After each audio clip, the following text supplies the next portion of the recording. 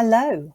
Welcome everybody to this D&AD Still Learning live event. This is the first in our series of 4 events, which are conversations and really an opportunity for me to be really nosy on your behalf about how creative careers have been shaped. And we're going to be looking at 4 different areas of kind of creative careers over the series of 4 Still Learning events. And they'll include strategy, writing, and graphic design. But tonight we're going to be talking about, among other things, creative direction. And in a minute, I'm going to introduce our amazing first guest.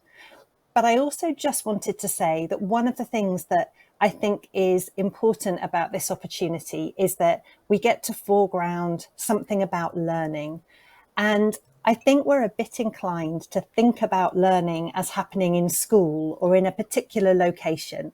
And one of the things that I think is true of almost every creative career that I've encountered, or an individual that I've encountered, is that learning is just a key part of every creative journey. And it's also an inherently creative thing because learning is at its best transformational. So we're going to try and unpack the role of learning in the careers of the individuals that we're going to be speaking to. And tonight, it gives me really great pleasure to introduce Lydia Pang. Now, Lydia is somebody whose work I knew of and whose views and values I was more than aware of. And this is really a great opportunity for me to talk with Lydia and find out about the creative journey that has led from education at the Courtauld Institute, and I'm sure that Lydia will talk a little bit about that, and most recently has involved Lydia's amazing role as creative director at Nike HQ. She's previously been creative director of Refinery 29 in New York, Anomaly in New York, M&C Saatchi in London, and her passion for hybrid creativity and for digital storytelling has most recently led to the creation, and she's co-founder and creative director of Morning Studio. And Morning Studio is a digital strategy and conscious storytelling studio. I love that phrase. Lydia, welcome. Thank you so much. I'm so excited to be chatting with you. Thank you. Well, let's just explain to the audience that the conversation that we're going to have is a conversation. So it's going to be loosely structured, but we really want the audience to be asking questions and contributing to the conversation as well. And we're going to have 3 parts. So we're going to begin by looking back and looking at the kind of formal education journey that you might have been on to reach this point. Then we're going to look at where you are now and the present. And then we're going to have an opportunity to look forward to the future and to look at this thing about what you may still be learning. So let's start at the beginning. Can you tell me about your kind of creative learning journey? Where did it start? What is the kind of the first point you can think of as being important in your education? Yeah, it's interesting because my mum actually, when I was growing up, was a lecturer.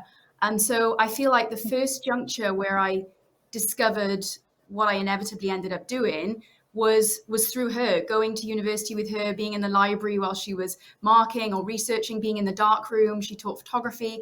And like, she kind of introduced me to some literature early on that sort of shaped the fact that I wanted to go into art history, which, you know, my school, my little school in Wales, where I grew up, it wasn't necessarily the most creatively adventurous place. And my school, although nurturing, there wasn't a lot of room for pushing outside the edges of what was dictated. And so, you know, for example, I remember with my art A level, I was like, I can't draw. I don't know how to do any craft to this day still. But I have a sense for frameworks. I know I have opinions. I'm interested in art history. And that wasn't really a way you could get an art A level at the time. And so my mum really pushed for them to mark me against an essay, which was very new. And so I'm very thankful for her shaping that and giving me space to kind of explore the different meanings behind creativity from a really young age. And so I went on to do art history at the Courtauld, as you said, and it was an honor to be there, but also I learned very, very early on what imposter syndrome is. I felt so out of my depth. I didn't know, everybody that I was there with had studied Latin or had done art history at school, and that was not something that was offered to me at my school. And I was just really out of my depth. I knew I had a sense for and a passion for visual culture and art history, but honestly, I didn't do great in my first couple of years. I struggled, and I wore a lot of different guises in an attempt to be like the other people that were there and catch up and become successful in that space. And I really struggled. And it was actually when I identified why I chose that degree, what was exciting to me, the subjects, I really became who I was supposed to be. Everyone goes through that sort of experience at university. I didn't do that life lesson thing. I didn't have a ton of friends.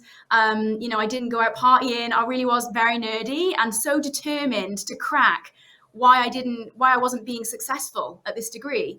And honestly, the juncture was when I realized that I was pushing towards something that actually wasn't reflective of my identity and my truths, writing a dissertation about something I thought sounded smart, but actually I had no idea about.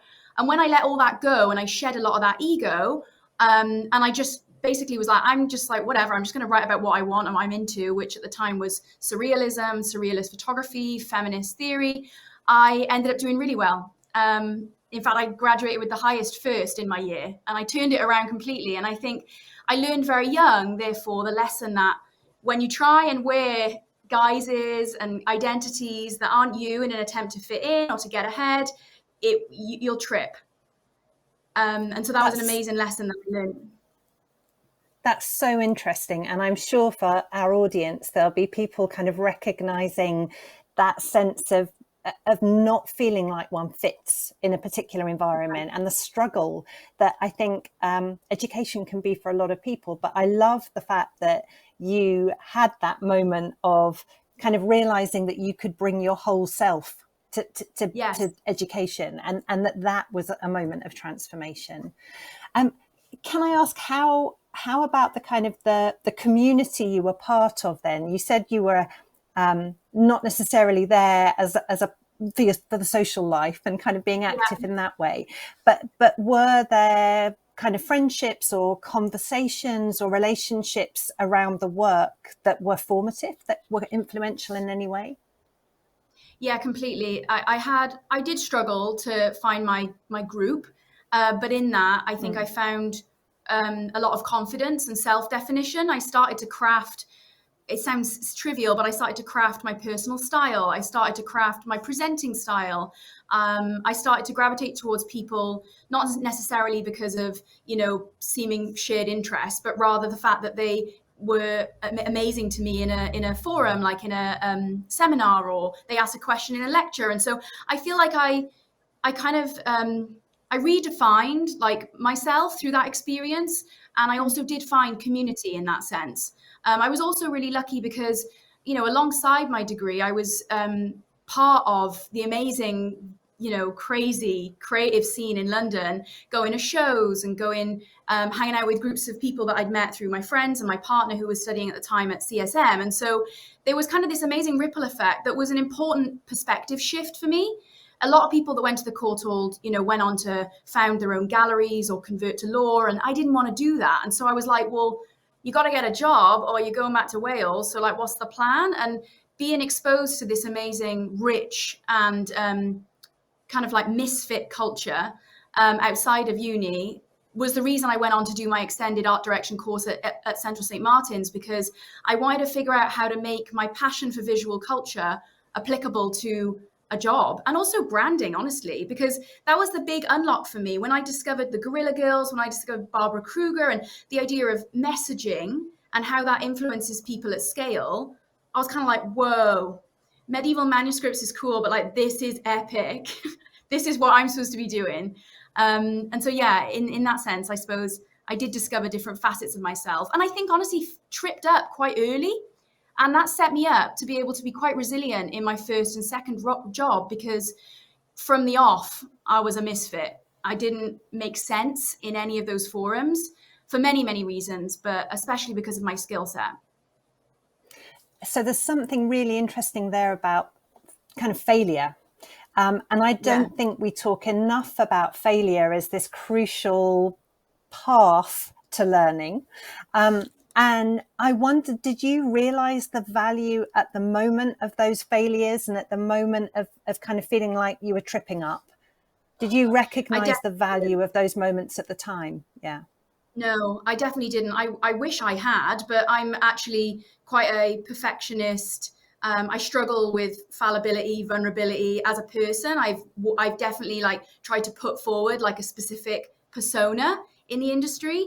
I literally would wear like male, like masculine clothes, super heavy makeup. Like I was kind of dressing up as power that I didn't necessarily have or didn't feel like I had, and so. I wish, upon reflection, I'd been able to identify those moments of failure, but only now do I see that they are the things that kind of teed me up for what inevitably became my distinction and success in the industry. That's really interesting.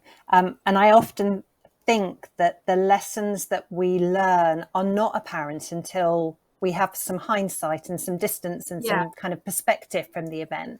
But I wonder then, is there anything that you would say now to the person you were then, in terms of the advice that you'd give them? Or, again, just thinking about the value of hindsight now, what would you say to Lydia at the point at which you were feeling like a misfit and making those tough decisions about what you were going to write your dissertation about, or what you were going to go on, and how you were going to apply your learning? I'd probably say you lean into your difference, like in every possible way. That became my superpower once I identified it. Vulnerability, speaking out, causing good trouble, being, often a minority in a space throughout my career. Those things I've turned to be my advantage and my power. And so I think taking those learnings, taking those challenging situations, they're going to set you up, they're going to define you. And so as I began to define my value system, I grew this enormous confidence, right? Because I feel like usually depth of craft, specialism is what we're taught. And I am not exceptional at anything. And that was stressed me out for years. I feel like only recently I've got over that. Like, why am I not an incredible award-winning typographer? Why am I not an amazing writer? I'm kind of like a little bit good at a lot of things. But the one thing I am very good at, I know, is communicating a set of values and formulating opinions, and then inspiring and scaling that across a team or to a brand or to a client or to a partner. I know how to do that. And so I think, that would be something I would say, like lean into your misfit identity, formulate those values, keep working on the weekends on your personal projects, because they'll be the things that win you awards. All great advice. In a minute, we're going to open up and hope we have some questions from the audience to ask. But I think before we move on from this period of looking back, I guess the other thing that I'm interested in is how, I think you've spoken about it a bit, but how has all of the experience that you had in those first kind of years in education, how did that lead you to creative direction? And were there any moments of doubt along the way? So many moments of doubt. And it led me to creative direction. If I'm really honest with you, I feel like advertising is a bit of a like home that captures a lot of creative misfits that don't feel confident enough sometimes to go out and just specialize in a craft. I didn't have that opportunity. I had to get a job. And the way to get a job was to apply creativity to advertising. And, it was sort of like, oh, okay, I'll go here then, first off, just to make sure I can stay in London. My husband did the same thing. And so it's interesting because I don't necessarily think we chose it. It was a necessity. That's how you make money in creativity at the beginning. At least it was 10 or 12 years ago. But I definitely then sort of infiltrated from within and redesigned it from within. And I'm proud now that I am the founder of a creative studio that is essentially an ad agency. And we're completely rewriting a lot of the systems that I experience and that are broken, frankly. And so yeah, I'm glad that I got there. Creative direction is a funny term that I feel a bit weird about even being called a creative director, because I feel like everyone says that now. Everyone's like, I'm a creative director of like my life, my brand, my style, and it's turned into one of those like awkward titles. Mhm. But I see it as somebody who is able to rally a team of exceptional and often more talented people around an idea. And so I feel like my degree taught me the fact that I was good at communicating, that I had a grasp on visual culture, I cared about brands, I was able to dissect imagery, messaging, and that would make for a great creative director, somebody that was able to lead a team of exceptional, people who are good at craft. So, yeah. That's great. And actually, there's something interesting about the skills of analysis and that kind of confidence that you're talking about in your kind of critical evaluation skills that is coming through. But I also get what you are saying about that title of creative director. Yeah. It's a bit like curator. That's the other thing that I think is Yeah. an overused term at the moment. So listen, we have a question from Jordan who asks, do you think things are different now for young people who are at university? So do you think, I mean, there is something interesting about how the whole context of our world has shifted dramatically, not just because of the pandemic, but also I think technology. And I'm just wondering, how do you think, to go back to Jordan's question, how do you think things are different for people at university now? I mean, it's completely different in that if you're studying something in the creative field, there are so many more jobs now. There are so many more ways to be part of the creative community, those titles that, frankly, I have been part of redefining some of those new jobs and titles that didn't exist before. It was honestly like you went, if you wanted to work in creativity, are you an art director and a designer, or are you a writer? Pick a seat. And I remember that being constant, that trying to put me in a billable box, which I get because they're trying to explain to the client why you exist and how much you cost. And so, I feel like now there's a lot more space in the industry for hybrid, generalist, creative thinkers and makers. I also think we're in an amazing place with digital in the fact that, like, if you're a creative and you put your work out there, there's that beautiful quote, who I forget who it's by, but every link is created equal. And I love that concept that if you put something out in the world, if it's good, it will be found. And so that feels very exciting. I think the internet is can be a very activated place, but it can also be a very supportive place for the creative community. So yeah, that's exciting. And then with regards to university, I feel like resources like this conversation, not to get meta, were not around. I remember they're doing a speaker series at my university, and it sort of was interesting because I identified, oh well, these three speakers, lawyer, curator, and then it was somebody that would like repair and restore art physically. I remember thinking, right, are these my three options then? And it really did feel like that, honestly. I felt quite rogue leaving my degree and doing something in branding. That felt rogue. I love that term, rogue. That's brilliant. Absolutely. Yeah. Let's move on to talking about now and the present. So could you tell us about something that you're currently doing, I guess at Morning Studio, which feels like it has involved learning?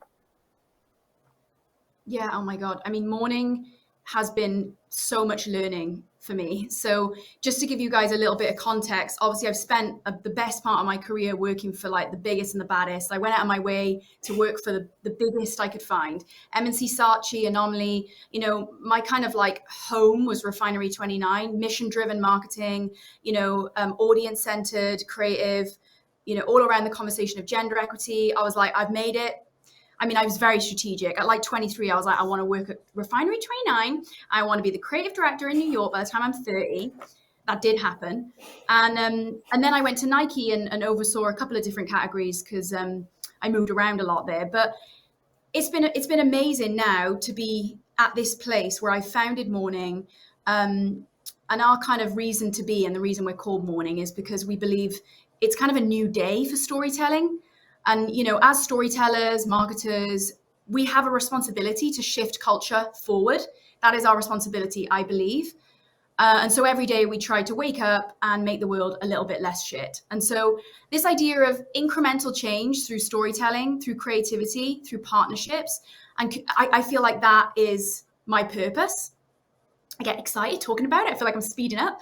I feel like that's my purpose, and that's why I'm here. So I feel really excited that morning is now something that is my day-to-day life, working with incredible people, brands. It really has always been my dream to kind of leave those structures. Oh, there I am. That's me. So I left New York, moved to Portland, Oregon, which is where the Nike headquarters is, and then moved back to Wales a year ago.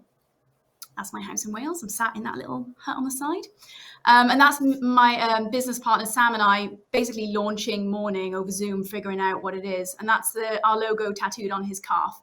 But it's just been like the most fun to kind of break free from like the expectation that comes with a huge email like Lydia at Nike or Lydia at Refinery, and actually define what I want to do day to day, to figure out how we want to onboard people, the type of people we want to hire, the type of clients we want to work with or not, the type of work we want to push into or not. And that autonomy has felt incredible. And so with regards to the question around learning, I am learning every day how to run a business, because that is really hard. It's so hard to figure out something that you have really never spent any of your career doing. And suddenly you're like, no, I've got it. I know the ideas. I know how to do this. But day to day, that infrastructure is very new to me. And so I'm really enjoying that challenge. I feel very vulnerable day to day, but I think in that comes a lot of growth. I think I'm a better creative for it. And something cool that we've done is we have this thing called the Morning People Fund. So every month we take a portion of our profits and push it back into the creative community, into amazing ideas that are kind of should exist, but are a little bit to the edge or perhaps wouldn't get accepted by a client, like ideas that we believe is like pushing forward our mission of being a bit less shit. So that has been very rewarding, actually, to design our model around giving back to the creative community. And has been very fulfilling, actually. I love that idea. I think that's such a generous kind of approach to supporting other creatives. There's something interesting that I think is coming through in what you're saying about Morning, which is that it sounds like it's still evolving, and that it's something that perhaps is, the learning is happening on the job about what Morning is and what you can do. Is that right? I mean, did you have a fully formed idea of what it would be at the point at which you launched, or is there this sense of kind of evolution? Both. And I think that those are the best businesses, honestly. So myself and Sam are both very strategic. We're creative strategists. So it was, strategized within inches of its life before it launched. But I do like that the process of shaping and how our mission manifests in different executions and different partnerships and the way we help brands, that is ever evolving with digital, honestly. A year ago, we were advising on how to figure out the social ecosystem as a brand, how to, tell ethical stories behind the lens, in front of the lens. And, this year, it's all about figuring out how to create communities in Web3, how to add value in Web3. And so it's amazing because by nature, Morning is like an ever shifting, iterating beast, but it lies on a very solid foundation of strategy. We know why we exist, to make the world better through the work we do in incremental daily change. And so from there, honestly, the execution is kind of eternal. It could be anything. It sounds really empowering and like a liberating moment, as you say, to have moved away from some of those weighty titles and big organizations. We've got some more questions coming in. Karis asks, what advice would you give to creatives in order to stand out and to make connections with people like you in industry? So I think that's a great question about kind of how you differentiate yourself and how you connect. Yeah, that's a great question. And I actually think there's a lot to be said for building a value system that speaks on your behalf and creating work that speaks on your behalf. I think we're in this like weird age coming out at the end of like personal brand and needing an Instagram following in order to feel like a relevant creative. I think we're now excitingly in a place where the work speaks for you. And so if you formulated, your values, what are the things that you really care about, or frankly, the things that you really, really hate and want to solve through creativity, focus your energies on making that work get attention. That would be my suggestion. Also, with regards to connecting with people like myself, I get emails all the time, but I respond to all of them, which, slowly, but I do it. And I think because honestly, like throughout my career, I was that person that would cold email someone and be like, I don't want to take up loads of your time. I'd love your advice, or here's my resume. I remember trying to get to New York. My husband and I were like, we want to move to New York. And I was just like, right, I'm going to set about figuring that out then. And I cold emailed lots of people. I did lots of coffees. I went to events where I knew people were speaking. And I made it my business to be known and to make that happen. And so, in fact, I was mentoring someone this morning, a call that had been put in months ago that kept getting pushed because of client stuff. And we eventually got on it. I was like, what is this call about? I had no idea who this person was. And then I realized, months ago, I'd agreed to give them a consult on some career advice for half an hour. And it was honestly such a lovely half an hour for me. And I said to her at the end of the call, good on you. Good on you for like making sure this call happened and having questions prepped and making sure I remember your name. Like, good on you. That's how to go about it, I think. I also think that sometimes it's easy to think of all the reasons why you shouldn't put yourself forward. And I would definitely say to Karis that one of the things is remembering the worst thing that can happen is somebody says no or doesn't respond. And actually, that's no great problem. Mostly people are very generous, as you're saying. It's great to hear. We've got some other questions here. Marcy wants to know how you originally got into the professional industry, and how did you create or collate your portfolio tailored to direction? So 2 parts to that question, really. So how I got in the industry, I graduated and then was like, right, I need to get a grad scheme or a paid internship. That needs to happen. I want to work for the biggest, which at the time was M&C Saatchi. And so I applied for the grad scheme to be an account manager, which I would be very bad at. And it was really funny because I got a call back for an interview, but it was very obvious straight away that I was not going to be good at that job.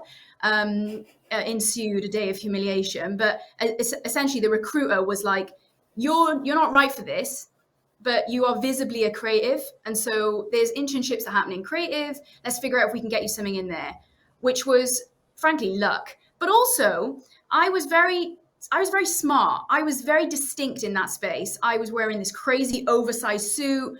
I had a portfolio that was 3D. You opened a suitcase and this like little maquette with a resume that was an objects. Like I wasn't a Polly Pocket girl. And so actually the fact that I showed up so visibly as a creative and put that work in meant that she helped place me. So I started off as a junior art buyer in the creative department, which I think now is kind of like a creative producer. My job was to basically go through Getty and Alamy and find images for the art directors. It was quite boring, but there were opportunities for me to have an opinion about commissioning. And that has really formed my whole career, this idea of ethical commissioning, figuring out who is the best artist, photographer, illustrator to pair with a brief. And that now is the bones of a big part of Morning's business strategy, which is come to us if you want to ensure that you approach creatives in a way that's ethical, that your production is ethical, and that storytelling is conscious in front of the lens and behind it. That's now a part of my whole business. So amazing that I started out doing that. I interned for a really long time. I don't remember how much I got paid a week, but it was not very much. And then eventually I was given a permanent role. And then within the next couple of years, I worked my arse off, honestly. I worked relentlessly because I didn't want to be in that job. I didn't want to be an art buyer. I wanted to be an art director or a creative. And so the best possible way to evidence that was to have my daily moves show it. So I would go to brainstorms, I would over deliver, I would offer up ideas when I wasn't asked. I would put myself in contexts where I was able to, safe spaces with friends in the industry or in the department, and offer up ideas. I made myself very vulnerable in that space because I wanted everyone to know that I had good ideas and I wasn't afraid to present them. And so I was lucky. Elspeth Lynn, who was the ECD at the time, saw that I was creative, plucked me out of Art Buy-In, gave me my own department, which was called Content. And the rest is kind of history, honestly. There's something important about being able to feel confident enough to put yourself out there. And I think one of the things that I see sometimes in students when they're still at college is that they wait for the permission to put themselves forward. And actually, one of the things that seems to be coming through in what you're saying is it's really important. If you know you've got good ideas and if you can see what you can contribute, that you do need to be brave and confident and be prepared to be vulnerable and put yourself forward for things. Yeah, exactly. That was a huge learning for me and still is, honestly. Anytime I push myself into vulnerability, into learning, into the like harsh truth of a mistake, I feel like I grow the most as a creative. And so that has definitely been, it's funny because obviously you don't want to constantly be in this like fight or flight mode, but there is an element of discomfort breeds that innovation and survival thinking, and that good ideas come from that. So there is something to be said for that, which is why I like that I'm in creative strategy and digital strategy now, because I'm constantly having to think about what's next and what's happening and stay on top of trends and culture. And that feels exciting. It's forever moving. Whereas sometimes when I was working in advertising, I felt like it never changed. Every brief kind of felt the same, and we weren't upheld to any like true metrics around success beyond the subjectivity of leadership, and that bothered me. Working at Refinery 29 shifted that because it was all about the audience. They had all the power, and that was an amazing lesson to learn and has really informed my whole career since, really. So there are a couple of things that you said earlier that I think it would be interesting to unpack a bit more. One was this idea of that the importance of the ethical dimension to what you do. And I'd love to know a bit more about what you mean by that. How do you define in relation to what you do, what ethical is? Yes, good question. So everything that we do at Morning is essentially guided through intersectional principles. So right the way from the very beginning of a project, when we identify a business problem or an opportunity with a client, we will seek out research partners through that intersectional lens to ensure that any data we gather to inform the brief is coming from the community in which we're trying to reach and speak to, that it's robust and fair and without bias. From there, we'll formulate our concepts against audience, against platform. We have great relationships with all the platforms, and we have an amazing global network. In fact, this is like such a secret. The first iteration of Morning was actually not an agency in a studio. It was actually going to be a database tool to help with ethical commissioning. That now is an internal tool that we use, and it's a global network of incredible people who are really smart and connected to cultures. And it really is thinking about localized research. So many insights we put, Gen Z are into climate change. Oh, millennials like buying things and experiences, not things. Like they're so general. They do not take into account the facets of identity and intersectional thinking. And so by applying that lens to everything we do, it really interrogates the truth, and it ensures that anything that we create is in service of the audience, but also the betterment of culture. And so when that comes through into the actual making, the bones of the making, I like to say, we think about how the project can really empower a community. For example, we paired up with a big tech platform to celebrate Asian Heritage Month, which is a big holiday in the US, celebrating Asian identity. And it was really close to my heart to take on the project. I'm Chinese, and it has been a really hard couple of years. And so it felt like a project that I wanted to take on, and I really didn't want to fuck up. And so we made sure that, of course, the storytelling was beautiful and meaningful in front of the lens, of course. We did live fundraisers. We did a documentary series. It was great. It was chic. But I'm most happy with the fact that we ensured that every single person that touched that project, from the caterer, the producer, the DP, the editor, identified as part of the Asian community, and thus the project was fueling that economy. And so that's what I mean by the bones of it. It's not like just showing up for that month and telling a load of stories. It's like inclusion and visibility isn't enough. It has to be about sustained commitments to a community if you're going to profit from them.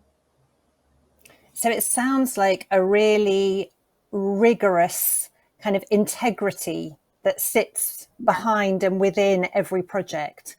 And then the other thing I wanted to ask about was the storytelling, because I think that's another phrase or term that's overused and perhaps not scrutinized enough, because storytelling, I think, is something we all do all the time in one form or another.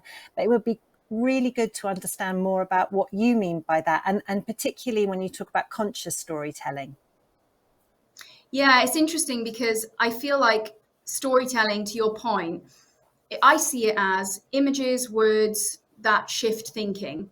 But I actually think even that is now out of date. I think that storytelling is shifting thinking, and the medium, the vehicle in which you do that, is evolving daily. Like even now, as I'm working with clients on, how they show up in Web3 and build community, the idea of storytelling, really, you think about content, or at least I do. I think about a documentary series or a suite of images or an editorial, and those things are great. But I think we're in an age now where storytelling is really about a sustained commitment to a community, about building loyalty, about showing up and being useful. They used to call that like branded utility, but not in a way that's a stunt. So that's why Web3 is super interesting to me, because it kind of feels like the beginning of building true community ties. Like when you think about a brand being on Discord, it's not enough to just like post a chic image or do a fun stunt. That feels so transient now. And there's a place for that. That's fun. But, that we have an opportunity with platforms like Discord to really stitch together true connections, niche connections, and they should be on purpose. I feel like Web 2, when you think about Instagram and Snap, it feels so blurry and watered down. There's so much. And we're going now into a world where things feel a little bit smaller in a good way. So yeah, I'm very excited about that, especially because I'm like an old emo. I met my husband on MySpace. I remember MSN, and those connections were deeply nerdy and so specific. And I feel like we've lost the specificity in storytelling. And so I hope we're going to return to it now. I think stories are such an important point of kind of really intimate connection. And it's really interesting hearing about how you're doing that. And it also makes me think of the bigger context that we're in now, and how important storytelling is as we move into this very uncertain future. And I think it's Amitav Ghosh, the writer, who talks about the failure of imagination and therefore of storytelling that's led us to the climate crisis, that we now need to have the imagination and to write the stories that show us the way forward. And I think there's something very future looking about that. And that moves us on to the next section, which is to look forward. But just before we do, I wanted to make sure that I asked a question that had come in from Betty, which was a question about how you got into working abroad and business abroad. How did you make that leap, that geographical leap? Yeah, that's a really good question. And honestly, the answer is ugly. It is so hard. It is so hard. And I was determined, I had a great job at M&C Saatchi, and then I was working at Anomaly London. But in fact, if I'm giving you the ugly, I was at M&C and I really wanted to move to New York. I just had it in my mind. I was like, New York's the next place for us. Luckily, my husband was up for it. And I was like, that's where I want to be next. I don't care what job it is. I'll take any job. I just want to get there. And so what I did actually, which was quite smart, was find a London agency who I knew would find my skills transferable and interesting, who I knew had a New York office, because it's a lot easier to transfer between offices and inside a network than it is to just like cold get a visa, like email a New York company and be like, hey, can you fly me out for an interview? Get me a visa. Like, no, that's not happening. So that was what I did. So went to Anomaly, incredible agency, such a really formulated a lot of my thinking there around anti-advertising and had some amazing mentors there, but said from day one, in an era of transparency, I'm going to New York. So I need you guys to facilitate that if I'm taking this job. I want to work on New York clients. I'm happy to do the hours while I'm in the UK while you resolve the visa. And Anomaly were amazing. I worked in London on some amazing accounts and actually did some of my best work there, I think. I was really able to embrace my hybrid status there. They didn't give me a weird title. They just were like, you bring thinking, come to a brainstorm. It was great. I felt like suddenly I was being recognized for that misfit identity. And then it took some time. They eventually transferred me to the New York office. And actually it was amazing. I was in my interview with the founders of Anomaly, luckily in London. They were in town for a meeting, so very lucky. Went and had my interview with them, and they said, oh, so who are you moving over to New York with? Which I was like, okay, great, I got it. And I was like, oh, my other half, he's a coder, like creative tech guy, like product designer. And they were like, great, we'll hire him too, he sounds good.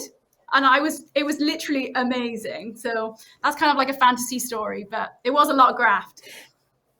It's a fantasy story, but it shows two things. You are certainly a strategist. That's a great strategy of finding the London-based company with the New York office. Yeah. But also there's something, aim high and you make your own luck, don't you? You put in the graft and often the luck follows that in terms of your other half and his position as well. I totally agree with that. Let's move on to the last section. And this is looking not just to the future, but I think looking outward, because one of the things that I'm interested in trying to draw out is this idea of how you might be still learning, and whether that learning, or whether there's something you can share about that learning that might be kind of looking beyond what might be obvious to people. So I think we kind of know that projects involve learning and learning about a particular topic, but is there some learning that you feel feels live to you now that may be coming through some surprising places, or from outside perhaps of the day-to-day work you're doing with Morning? Yeah, I'm actually glad that I have a forum to talk about this, because it isn't something I felt comfortable talking about really. But actually, despite the fact that I've just told you all about my career and how great it was and how bold I was and how much eyeliner I wore, I left Nike really in a burnout sort of space. I was not healthy. I was working way too much. It was me. It wasn't Nike. I just was kind of just determined to get certain things done. I was putting a lot of pressure on myself, and it didn't make for the best work. I wasn't happy, and inevitably I did burnout. And so after Nike, I had to take a significant amount of time, which, I'm privileged that we were able to afford that time, for me to not work and to pause before I launched Morning. So Morning was ready to go. But I kind of lost my steam, honestly. Nike was an amazing environment. We had so much power and reach. But actually the responsibility of that job, hard to say this out loud, was too much for me. I was exhausted and I put way too much pressure on myself. I missed my family with everything going on in the world, in the social justice movement, with being in Portland, which was a very activated place. I crumbled. So we moved home kind of like urgently so that I could rest. And it has been an amazing lesson to admit that happened. And share with all of you that it wasn't perfect. I didn't, move back to Wales and then, the goth adventure continues. And then I launched Morning and that was successful. Great, check, check. It was kind of unpleasant. And I had to do a lot of growth about what I want from my life day to day, because I've always been defined by those big jobs and those big titles. Okay, now I've moved to New York. Now I'm creative director at Refinery 29. Okay, now I'm doing this big talk. Now I'm going to go to Nike. And they were massive junctures in my life that I'd strategized, but I didn't really take a minute to identify if I was actually enjoying myself and if I was happy. And so it has been a massive shift in my personality. I'm trying really hard to instate an element of balance, which weirdly has been easier because Morning is my own. it feels like an extension of me, of my values. And, we operate on a 4-day work week. We don't do calls before 10 a.m. or after 6. And we just we put things in place to protect ourselves from the passion for it. Because that was really hard. I find though having boundaries really, really hard. And so, yeah, that has been really interesting. I'm reading a book right now actually called Life Profitability, which has a not cool title, but is really good because it talks about this intersection of business, ambition, values. And when your business is tied to your values, it's even richer, but also even harder to have distance from it because you care so deeply, which is why the work I make, I care about and I'm proud of. So yeah, that's been a very interesting learning. And I'm glad that I've had a forum to talk about it because I haven't really felt comfortable talking about that. I have historically always told people to be powerful, strong, opinionated, and to not show any of the seams or any of the cracks along the way. But I actually think that's a toxic narrative that I've proliferated in some of the conversations I've had over the years. So yeah, that's being a big old learning this side of the world. I really appreciate your candor there because I think you're right. We get used to telling stories, to return to that phrase, that are kind of neat and that celebrate success and suggest that paths are kind of linear and that there's a kind of order. And actually, I think what you're revealing is that there is a lot of vulnerability and doubt and things can be messy. But actually, that sense of you being very clear about your values sounds like it's been a really sustaining constant and allowed you to kind of recognize that point where you needed to make a change. I think that's an amazing story to share. Incredible. There was a question that came in from Mark that I think is a kind of future facing question as well, because he was interested in what you think the focus of university education should be. And as you're talking, I think he was considering whether that should be craft or kind of, industry led briefs.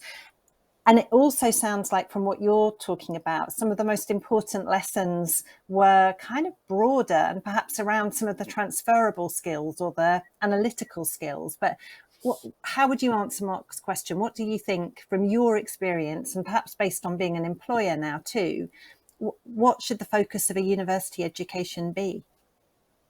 Yeah, I'm glad you asked that. And funnily enough, I did a talk last year or the year before with D&AD about that. It was like a debate, craft versus graft, and I was graft. And so I do feel like I wish universities would teach people more of those transferable skills when it comes to, EQ, emotional intelligence, commanding a space, presenting who you are, communicating ideas, inspiring people beyond kind of the specialisms. I feel like we should almost identify the traits in people that we think are going to be successful for them one day, like I'm super organized, I'm, comfortable speaking with large groups of people, I have good vision, but I'm not great at the details. And yet I feel like a lot of courses demand you to have everyone to have the same skills, be operating at the exact same place, and then you sort of end up leaving with the same experience, I suppose. And I really wish that university courses interrogated individuals. I know that's a big ask because it's essentially resource. But if some more of those frameworks were in place around transferable skills when it came to identifying qualities that set you apart, leadership, communicating those, the industry and how it's changed. Even I do some lectures with advertising courses, digital creative courses, and it feels kind of strange that I'm explaining what I do now, because I feel like it's almost going to be completely different by the time they've graduated, I hope. And so unless you're going into one of the the giants, the big ad agencies, things are so different now. It can't be that we just teach people one way to get it done and then we just expect them to graduate and be able to click into the system, because the bridge between graduating and then working is so huge. And actually, the best part of my degree were those frameworks that I learned, because I was then able to apply those frameworks immediately to my job. Analysis of visuals, speaking and leadership, presenting ideas, being provocative in those spaces and asking intelligent questions, but knowing then how to be solutions oriented. You don't really get taught that stuff, I don't think. But because my degree was inherently theoretical and analytical, I did, and it served me well. I think that's super interesting that something which appears unrelated to the kind of creative making actually has equipped you with this pretty unique skill set. So I'm wondering, thinking about that kind of stepping back and looking at where you are now and looking forward, are there any kind of lessons or pieces of advice that you would want to share with the audience today that feel like they come from your experience, or perhaps the things that you wish you'd had opportunity to do, or come from the particular perspective that you, Lydia, have at this point in time? Yeah, I would definitely say two things. I would say push yourself to be uncomfortable in your creative. Don't focus too much on like specialism. Figure out what you care about and then apply your creative thinking to that. I wouldn't put too much focus on execution or medium. I feel like it's the core of the idea that will travel and that will age well. And so that's definitely what I would think on. And then also, I've only benefited from the brave moves I've made across the world into different roles, pushing myself. When I took that creative director job at Refinery 29, I was so out of my depth. But I pushed myself to learn on the job, really. And good intention and heart and a strong value system meant that I succeeded. And so the thing that I've relied upon and still do to this day is that value system, the why I make and the why I want to be in this industry, is clear to me, fully clear.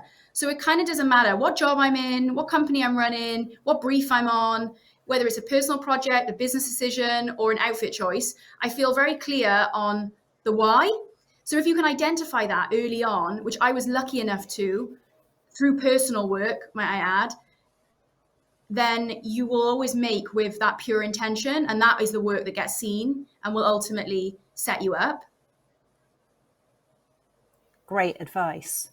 And then, because I'm a design educator and I like to leave an audience with a sense of kind of other places or resources that they can turn to if they want to keep learning in response to your story, where might you send us if you were to point us in the direction of other things that would be inspiring, resources, books, films? Is there anything that you think, this is a great source of learning?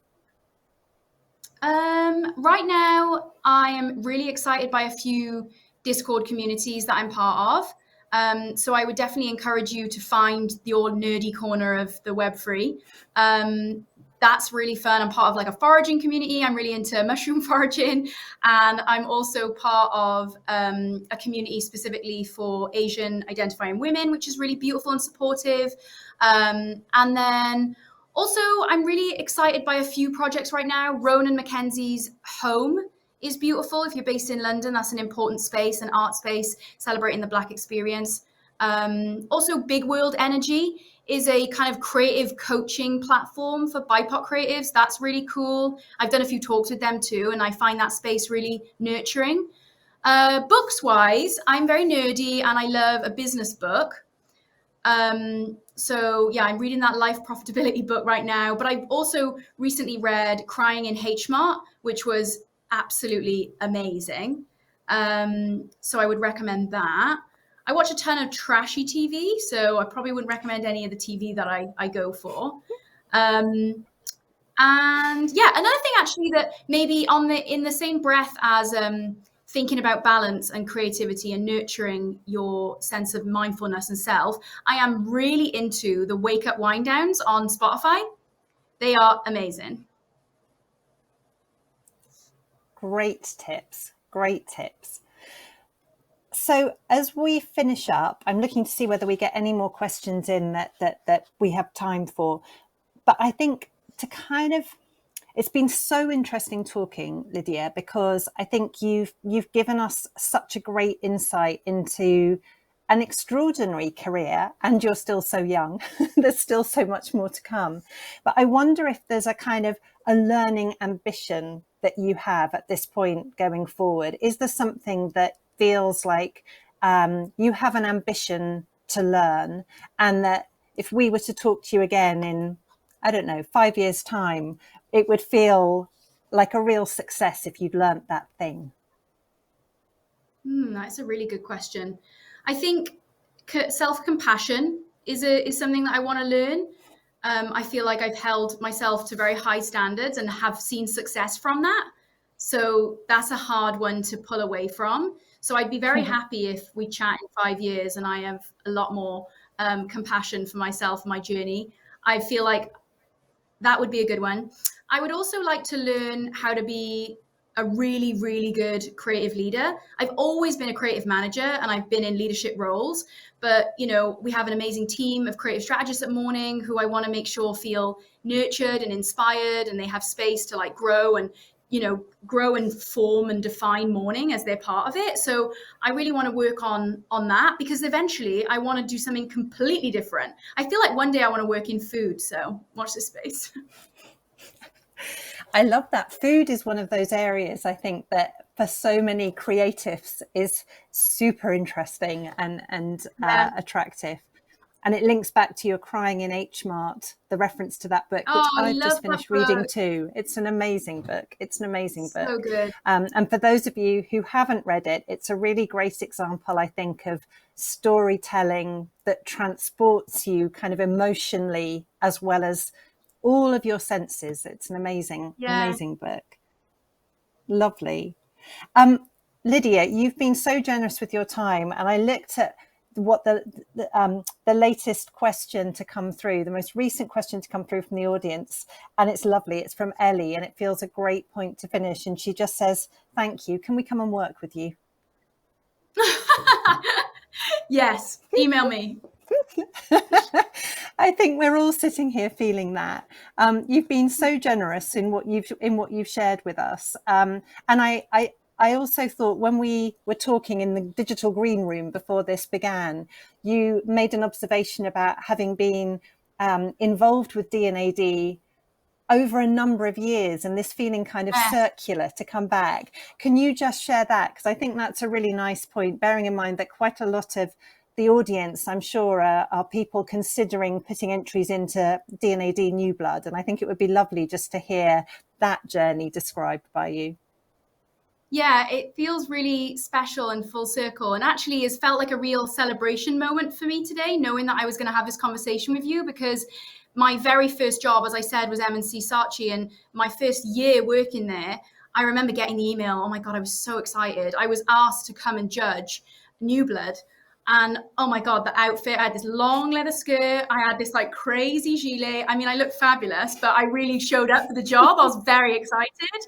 And so it feels amazing, like a decade and a bit onwards, to be sat here talking about everything I've achieved thus far. It feels like quite poetic and kind of emotional and really nice. And I also feel a little bit old, but I also feel, and a tremendous amount of like I feel really like it's a celebration of the fact that I've done so much stuff since then. And I look back at that person now in that memory in my mind, and she had no idea what was in front of her. But that kind of like spirit is something that I want to think about. So I'm very glad this conversation happened, because it reminded me of that.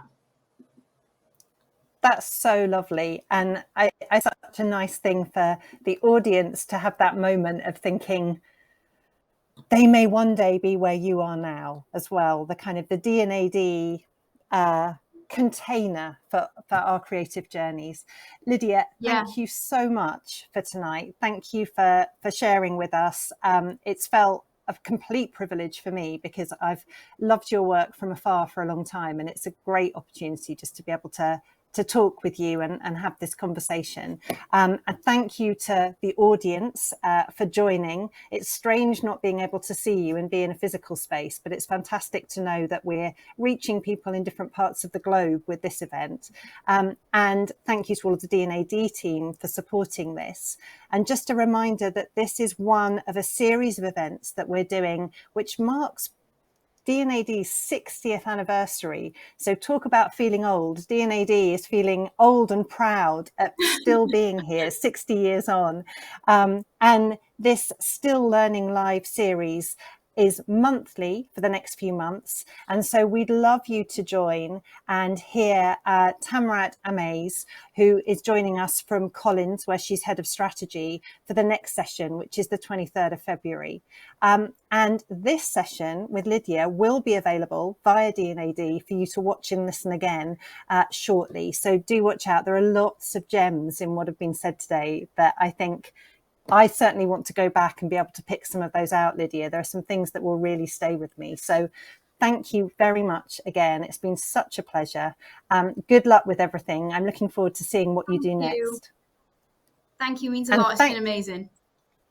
And thank you, everybody. Good night.